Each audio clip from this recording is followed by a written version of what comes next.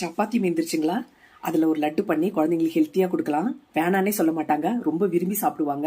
வாங்க வீடியோக்குள்ளே போகலாம். வணக்கம். சப்பாத்தி மீந்துருச்சுன்னா அதை வீணாக்க வேண்டாங்க. அதை குழந்தைங்களுக்கு ஒரு ஸ்நாக்ஸாக பண்ணி கொடுத்துடலாம். இந்த மாதிரி நான் குட்டி குட்டியாக நறுக்கி வச்சுருக்கேன். அதுக்கப்புறமா ஒரு அரைமுடி தேங்காய் குட்டி குட்டியாக நறுக்கி வச்சுருக்கேன். 2 ஏலக்காய் எடுத்து அதில் போட்டுக்கிறேங்க. கொஞ்சமாக வேர்க்கடலை வறுத்து வச்சுருக்கேன், அதை இதில் சேர்த்துக்கலாம். அதுக்கப்புறம் நறுக்கி வச்ச இதெல்லாம் சேர்த்துக்கலாம்.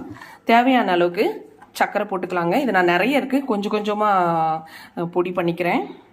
சர்க்கரை தேவையான அளவுக்கு நமக்கு எவ்வளோ தேவையோ அது குழந்தைங்க சாப்பிட்ற அளவுக்கு நம்ம சேர்த்துக்கலாங்க. இப்போ இது எல்லாத்தையும் மிக்சி ஜாரில் போட்டு ஒரு ஓட்டு ஓட்டிடலாம். நிறைய இருந்ததுனால நான் 2 தவணையாக போட்டு பவுட்ரு பண்ணிக்கிறேங்க. சர்க்கரைக்கு பதிலாக நாட்டு சர்க்கரை சேர்த்துக்கிட்டோம்னா இன்னும் நல்லாயிருக்கும். நான் ஞாபகம் இல்லாமல் சர்க்கரை போட்டுட்டேன். இப்போ மேல் கொண்டு இருக்கிறத நான் நாட்டு சர்க்கரை சேர்த்துக்கிறேங்க. இப்போ இது எல்லாத்தையும் மொத்தமாக போட்டு பொடி பண்ணிக்கலாம். பொடி பண்ணிட்டேங்க. இப்போ இது எல்லாத்தையும் ஒரு பாத்திரத்தில் போட்டு 2 தவணையாக அரைச்சதுனால மிக்ஸ் பண்ணிக்கலாங்க. இதுக்கப்புறமா இதை குட்டி குட்டியாக உருண்டை பிடிச்சி குழந்தைங்களுக்கு கொடுக்கலாங்க. பிடிச்சா பிடிக்க வரும். கொஞ்சமாக நெய் சேர்த்துக்கலாங்க. கொஞ்சம் டேஸ்ட்டு நல்லாயிருக்கும், குழந்தைங்க விரும்பி சாப்பிடுவாங்க. அவ்வளோதாங்க. மீதமான சப்பாத்தியில் நல்ல ஹெல்த்தியான ஒரு லட்டு ரெடி ஆயிடுச்சு. குழந்தைங்களுக்கு இது ரொம்ப பிடிக்கும். செஞ்சு சாப்பிட்டு பாருங்கள்.